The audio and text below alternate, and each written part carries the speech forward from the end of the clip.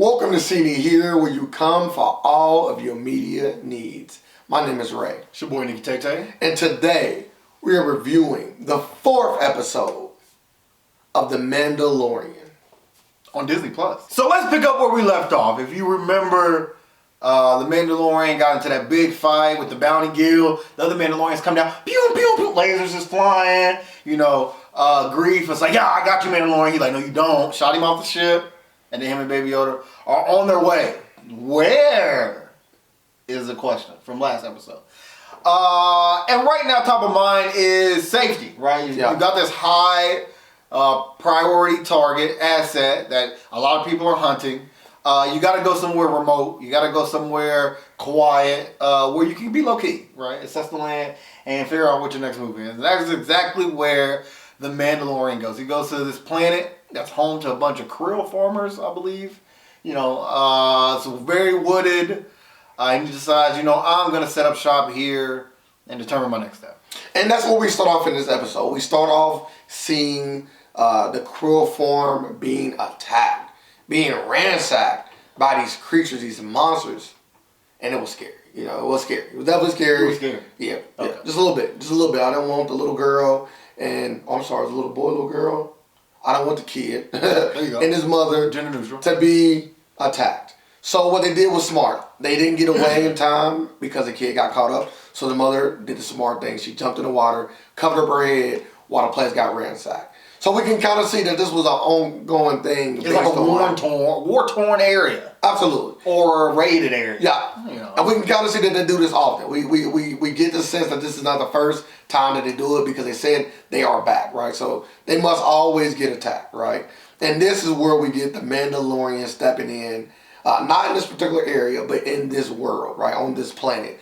And he walks into a bar. Because, that's the first thing you got to do. It's like any video game. You got to go to the saloon to check out what's going on around the area. Yeah, get the bounties. Absolutely. Get the news. Absolutely. Wet your whistle. Absolutely. That's also a need. I don't know how he's doing that with the helmet on. But he goes to this bar, and there he meets another mercenary whose name is Cara Dune, I believe. And right off the bat, instant fight. It's like, okay, who are you? What are you doing here? This is my town. Yeah. It's like, who got the baddest gun? The fight, it's getting kind of scary. Yeah. I thought he was gonna shoot her. Thought she was gonna shoot him. But it ends up ending in a draw. Yeah. Which is fake. I thought the Mandalorian could have easily, popped her with all the maybe they should just show you where she at. No. And also, I don't think it was a fight dealing with gadgets because it was like really hand to hand. Yeah. He didn't use no gadgets, not one. Like I've seen his hand to hand be a bit better than what he showed me there. But you know what? I'll buy it. She's really good. We find out that she's like a rebel shock trooper, I think, which I don't know what that is. They should have showed me a flashback. But she's on the run. That's the critical part. She's on the run and she's hiding out on this planet. And she knows that if the Mandalorian is here, that means he will bring attention, which she doesn't need. She wants to just be left alone on this farming planet. People getting raided. She don't care nothing about that because she's a merc and she's just here to hide. And she called dibs, right? And I think that you can kind of see the code with people that's on the run is that whoever there is first basically hold precedent over the planet, or at least that area, and that you have to lead this area and let me keep it and occupied, and you go on about your way. So that's what he did. He respected her. He said, I'm going to go on by my way. And this is when he's throwing on the krill farm that we seen at the beginning of the episode. Well, he didn't quite get there. He actually ran into two of the farmers that were looking for help. And they seen this Mandalorian armor, and who came? That shining armor is amazing. Yeah. They said, can you help us? He's like, no, not really. I'm trying to go, basically. Yeah, I got a kid. Yeah. I'm a single father. Yeah. I can't be worried about your problems. I gotta put food on the table. Yeah. And they let him know basically, we have a remote area. Nobody's really there. No trouble ever come. We just have to deal with these mercenaries. These bounties, whatever you want to call these creatures that's attacking them, right? Adversaries, I guess that's a better word to say. Raiders. Yeah, raiders. Oh, that's even better. Like even raiders. So, can you help us? And once he hears that it's remote, it don't get a lot of attention. They got a place for him to stay. He kind of gets intrigued, but he hears that this problem is a lot bigger than maybe he can chew off. It's not even. Yeah, okay. I'll let you go. Yeah. Like maybe he can chew off. So what does he do next, Nick? He asked for help because Yeah. I don't want this show. This 1 minute he's great Mandalorian. Next he's getting beat up by Jawas. Oh, then he's a great Mandalorian. He's getting beat up by the rhinoceros elephant, ostrich thing. Fight with a mercenary girl. He's getting beat up. Now he needs her help. It's like, come on, God, are you really? Are you the best? Are you the best? Let me. Whatever. He asked for help, specifically to Cara Dune, who we just saw. He says, look, I got some extra cash. I need you to come help me solve a problem. It'll get me off of this planet even quicker. So she says yes. They do some reconnaissance. They said, okay, you're getting attacked by raiders. Let's figure out, game plan. How many people we got to kill. We got to kill 10 raiders. Cool. We got to kill 20 raiders. Cool. But then they realize that they got to go against the ATST, or the walking mech with the laser cannons, from the old movies, the Empire Strikes Back, Return of the Jedi, those things, 2 legs, and they're like, yeah, this is beyond me. You think I'm Darth Vader? You think I'm a Jedi? You think I'm one with the Force? They told the farmers, yeah, y'all are crazy. There is no way we can contend with this. You gotta move. Let them take the farm. Y'all gonna leave. The farmer's like, we've been here forever. Yeah. My great grandmother planted that tree, which now feeds the entire village for all of winter. And then the Mandalorian's like, come on, guys. Forget that tree. You gotta leave. They say, no, we are not leaving. We have to fight back. They didn't know what they wanted to do. And the Mandalorian has kind of taken a liking to this woman and her child, right? She kind of taken a liking to her. Man, maybe that I might pass my Mandalorian ways aside. You're talking about the farmer woman, right? Absolutely. Yeah. She ain't a farmer woman to him, though. She was widowed. Let's put that out. She was lonely. She was lonely, but she welcomed him in. She was the first person that really welcomed him in the area, showed him this place, and actually also took a liking to Baby Yoda and showed Baby Yoda that, hey, you can go play with the kids and kind of be a kid.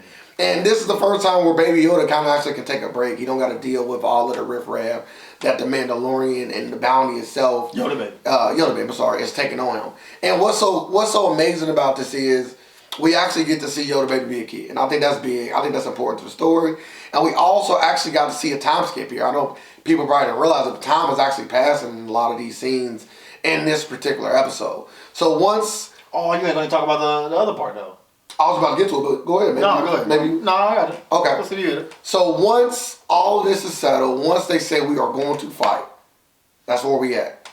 We kind of get this training montage. We get a training montage of the Mandalorian helping these people learn how to shoot and fight.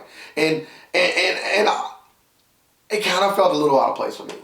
I liked it. Just a little out of place. I liked it, It felt like a Mulan, or it felt like this. Be all man with all great time. It felt too.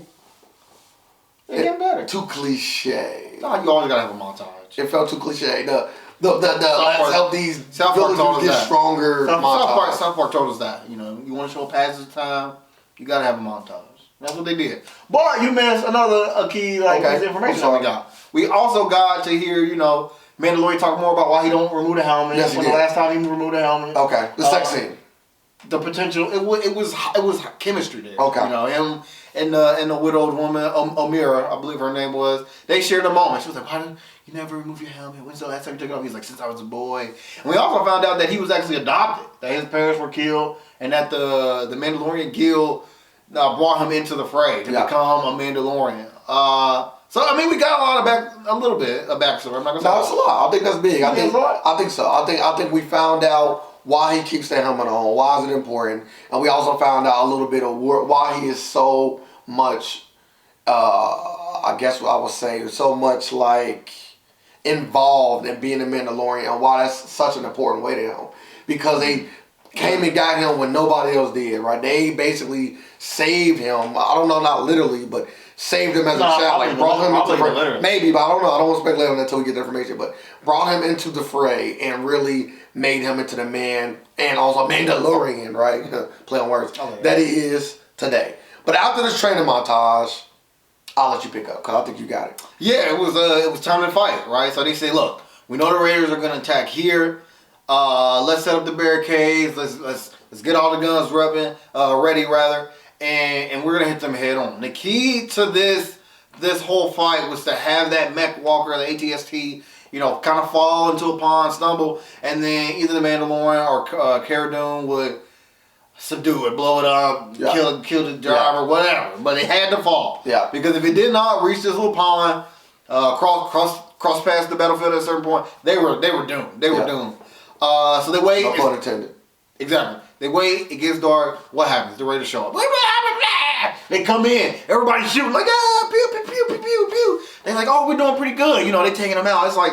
They actually were doing pretty good. It was like how many Raiders came? It was like first 20, then it was like 50, 20. It's like that's an army. It was like for some farmers. Like who brings this much manpower? Very confused by that. But then the ATST comes out and it's like, oh crap, bow bow. We see farmers potentially being exploded. I never actually saw a farmer die, so I don't know if they actually had people actually perish. But keep your head down. Yeah, Raiders start moving in because like the barricades have been destroyed. They got to use hand-to-hand combat. We see the two farmers that hired the Mandalorian fighting with sticks. Yeah. It was crazy. Yeah. Pandemonium. But still, this mech walker is not walking into the pond. All hope is lost until eventually it does. I don't even remember. Well, what happened was Cara Dune had to lure the she did. She walked down to the pit. Yeah. She started shooting, and for some reason it forced them to really focus on her. They kept walking towards her. No. It forced them to really focus on her. So the fire is going down on her. So they're looking downwards, focus on her. And they still walked. They not necessarily. They kind of like fell into it a little bit. Like they got too close. Yeah, they got too close because they kept trying to get real close. I thought all of that was cheesy. I'm not even gonna lie to y'all. I thought all of that was a big stretch. What about the suspense? They got real idiots in that mech walker. What about the suspense in it though? You don't think the suspense was there? You knew it was gonna happen. You knew whatever was gonna happen. They weren't gonna let this village of farmers die, right? We weren't gonna see that. Oh no. I don't know. I don't want to definitively say I wouldn't see that. I don't think they're capable. It was all kind of a big suspense build up for nothing. But the thing enters the pit, falls over, they blow it up with a grenade. Boom. Yeah. But that's just a flaw in design. This is a Star Wars thing. We really don't talk about how it's all bad. Why would you build this thing with 2 legs and no way to get up if it ever fall over? You don't expect it. You don't expect that. Engineering don't think that. Nah. In what area of this fall over can they just flip back up? None. That's just never a thought. It's just down. Yeah. Yeah, that's stupid.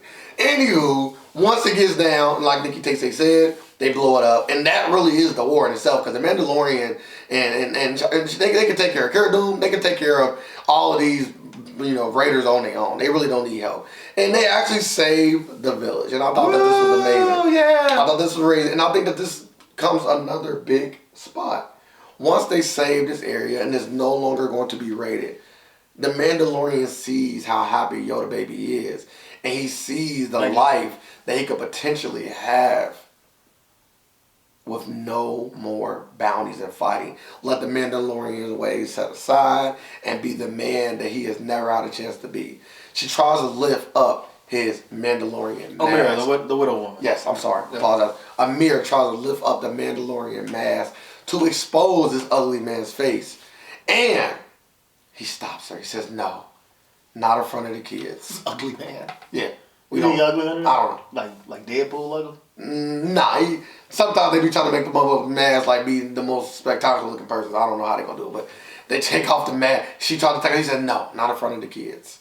I cannot be exposed like this in front of the kids, and I have to continue to move forward. But what I will do is leave Yoda baby with you, and I will move forward because he can live an amazing life with you, and with me it's only hardship, fighting, violence. So with you, he can stay.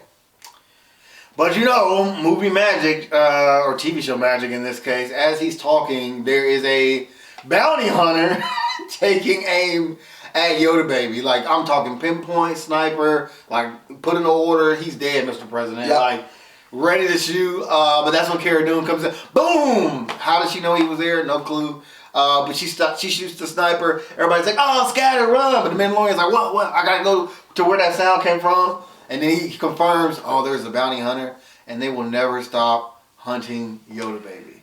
And that is where we leave off on the episode, knowing that, which we all knew from episode 1, knowing that Yoda Baby and the Mandalorian will not part ways unless forced. I don't even know why any of that was done. Honestly, we literally came to this planet for him to save these people and then leave. I think the biggest thing that we got from this episode is the how far the Mandalorian is willing to go to stay within his ways. How far is he willing to go to stay a Mandalorian, and the fact that Yoda Baby is forever going to be with him. I think those two things. Okay, and also to also show off Cara Dune and kind of give her backstory. I think those are the 3 big things that the show wanted to establish. That Cara Dune is going to be a recurring character. We also seen her in the trailer, so we know she's going to continue to be in the show. Maybe not in the next episode, but we will see her again. Yoda Baby is for sure definitely not going nowhere now. This is like probably the last time he's going to ever attempt to ditch Yoda Baby off anywhere else but next to his side. And the third thing is, why do he keep the mask on, and why is the Mandalorian so important? And I think they answered all of those 3 questions. And did we need all of the extra stuff? I was going to say, those were the questions I was asking. I just want to know where Yoda Baby come from. That's the only reason most people are still watching. Let's just be honest. We want to know about Yoda Baby. Stop telling us about the Mandalorian. We know he's not a fat now, so the intrigue is gone. We just want to know about Yoda Baby, and we hope the next episode tells us more about Yoda Baby. This episode was okay. We got a lot of action. We got a lot of backstory. But it's a nice blend of the two. It wasn't so heavy on one, wasn't so heavy on the other. I would give that a solid 8 out of 10. Is the show still interesting? Absolutely. Is it still great quality? Absolutely. Oh, yeah, they 12 million episode, 12 million plus. It better be. But like I said, we want Yoda Baby. We want to see more Force powers. We want to know where he comes from. Show me a lightsaber, damn it. I want Star Wars. I do not want the Born Identity in a metal suit. That's what I'm getting right now. And I just want some more. I want more Yoda Baby. Damn it. I can appreciate the fact that the show is giving us more character building, and they did it in a way that made sense to building up the suspense and also giving you a thrill within all of that. Is it perfect? No. Is the action amazing? It's okay. And that all, to me, as much as I enjoy the content, I think that the combat was kind of lackluster for me. It was suspenseful at moments, but it wasn't amazing, right? And with that being said, I'll probably give this episode a 7.5. I do think this is still a solid show, but I do think that this is one of the more lighter episodes so far in this series. And they are all still too short. That completes the review of The Mandalorian episode 4. As always, let us know if you enjoyed it. And if you did, make sure you leave a comment. If you liked the video, please like it. And if you liked everything so much, you could hit that subscribe button to stay up to date with all of our reviewing content. And as always, don't forget, you've seen it here.